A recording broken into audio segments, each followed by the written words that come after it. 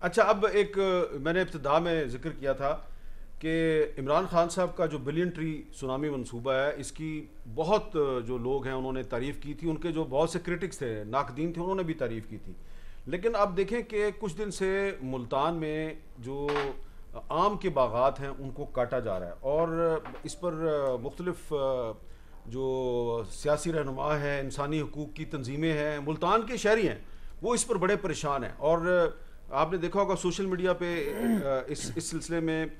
کچھ جو فوٹیجز ہیں ان کو بھی شیئر کیا جا رہا ہے کہ کس طرح ایک بڑے پیمانے پہ سینکڑوں ایکڑ اراضی پہ پھیلے ہوئے جو آم کے باغات ہیں ان کو کاٹا جا رہا ہے ایک ہاؤسنگ سکیم کے لیے، ایک نجی ہاؤسنگ سکیم ہے. شفقت محمود صاحب، آپ اس رائے سے اتفاق نہیں کریں گے کہ یہ جو جس طریقے سے ملتان میں سینکڑوں ایکڑ اراضی پہ آموں کے باغات کو تباہ کیا جا رہا ہے، تو خان صاحب کا جو بلین ٹری سونامی منصوبہ ہے وہ ٹوٹے ٹوٹے ہو گیا ہے؟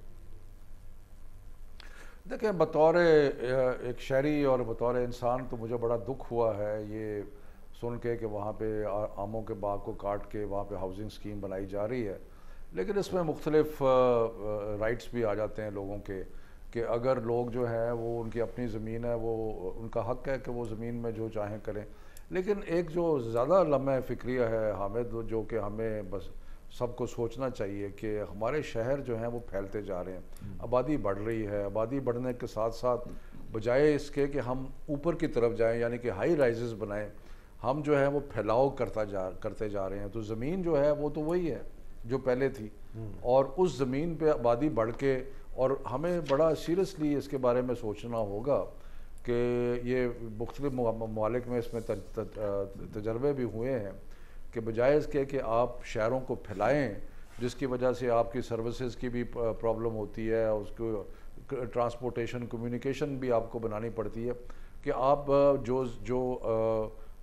شہر ہیں ان کو اوپر کی طرف لے کے جائیں، ہائی رائزز کی طرف لے کے جائیں، اور اس کے پھیلاؤ جو ہے اس کو روکیں. تو یہ بڑی ایک امپورٹنٹ ڈبیٹ ہے جو کہ ہونی چاہیے اور ماحولیات کے تناظر میں ہونی چاہیے. لیکن آپ کے ساتھ دو وکیل بیٹھے ہیں، ان سے پوچھ لیں کہ اگر کسی کی ذاتی زمین ہے اور اگر اس پہ وہ اپنے ایک ہاؤسنگ سوسائٹی بنانا چاہتا ہے آم کے درخت کاٹ کے، تو میرا خیال ہے قانونی طور پہ روکنا تو مشکل ہوگا، لیکن تکلیف ضرور ہوتی ہے سن کے. اچھا شہادت اوان صاحب، یہ بتائیں کہ قانون کیا کہتا ہے کہ اگر کسی زمین پر باغ لگا ہوا ہے یا بڑے بڑے درخت ہیں، پرانے درخت ہیں، تو ہاؤسنگ سکیم کے لیے ان درختوں کو کاٹا جا سکتا ہے؟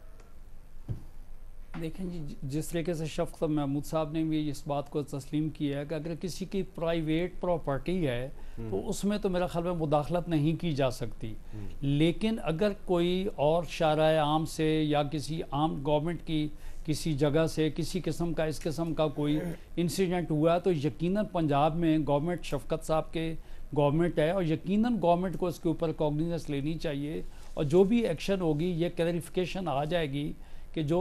سوشل میڈیا کے اوپر اگر کہا گیا ہے کہ یہ جو ہے نا بیٹا کٹ گیا کہ یہ جو ہے جی اچھا کہ یہ مطلب کسی کی یہ کلیئر بات نہیں کی گئی ہے کہ یہ پبلک، یہ کسی کی پراپرٹی گورنمنٹ کی ہے یا پرائیویٹ پراپرٹی ہے. یہ چیز سامنے آنے کے بعد ہی جو ہے بہرحال ہم یہ تو دیکھ رہے ہیں نا کہ درخت جو ہیں وہ کاٹے جا رہے ہیں، سینکڑوں ایکڑ اراضی پہ پھیلے. اور اگر پرائیویٹ ہو تو پھر کیا ہے؟ قانون کیا کہتا ہے اگر پرائیویٹ ہو تو؟ یہ تو انڈرسٹوڈ سی بات ہے کہ ایک طرف ہم کہتے ہیں کہ ہم درخت لگائیں گے، اور دوسری طرف اب باقی یہ ہے کہ اگر اس قسم کی کوئی قانون سازی بھی ہو سکتی ہے. میں یہ سمجھتا ہوں کہ پہلے گورنمنٹ کا قانون سازی کے لیے کہنا یہ تھا، بڑی اچھی بات کی آپ نے، قانون سازی کے لیے حکومت اور اپوزیشن کو آپس میں تعاون کرنا ہوگا.